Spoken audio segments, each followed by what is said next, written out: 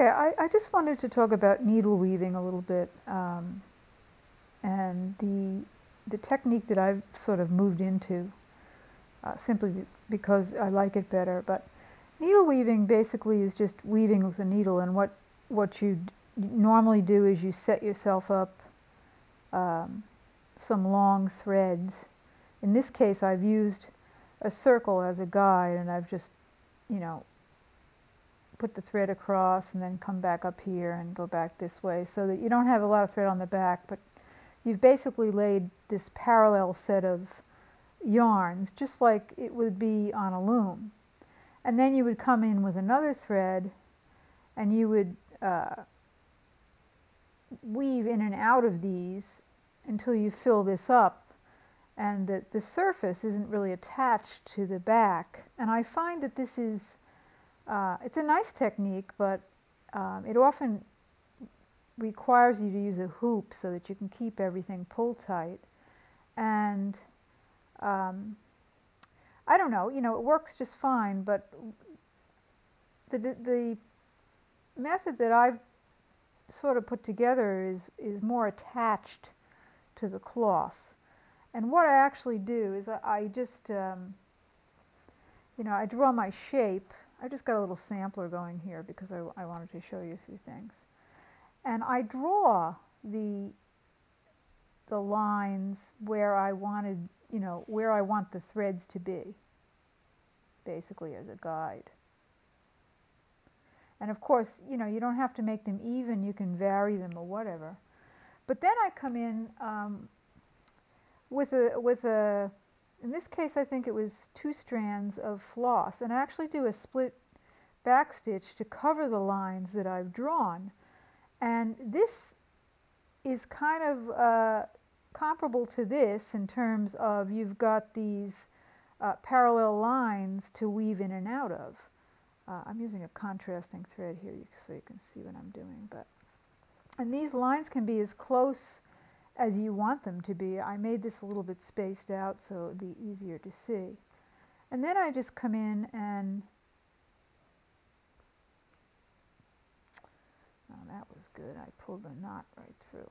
Oh, whatever. I weave in and out in concept, but I actually go into the fabric and come back out.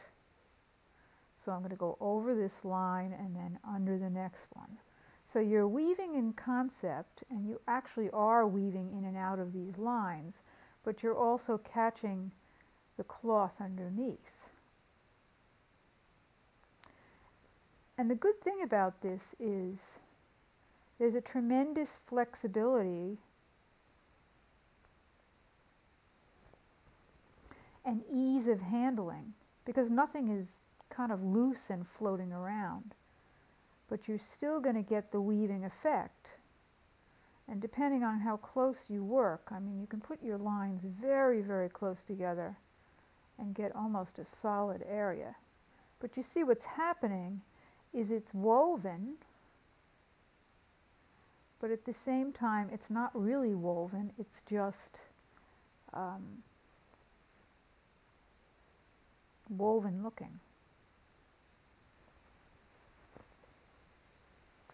Now there's a lot that can be done with this, because you can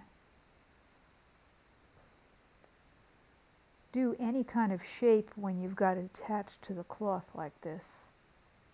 And it's much easier to work with because your threads aren't flying around. And you can change colors in each row if you want, or you can change the spacing. You can do some of them much closer together.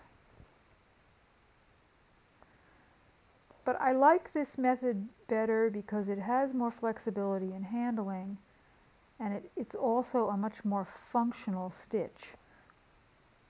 So it's really attached to the cloth and gives you a great tapestry type of look. And you can see, I mean, especially for a cloth that's going to be used, it's really sturdy. And you can do anything with it. I don't know if you remember this, I think I had shown it on the blog. I mean, you can actually work do a drawing and work each area in this case I actually did the lines radiating out and then wove into them. And I've even started to do areas close together and block. And you see I've used many different kinds of yarns in this one to weave with. So, so that's the technique I'm working with right now. I have a few more things to show you, but I'll wait until I'm working on the cloth itself.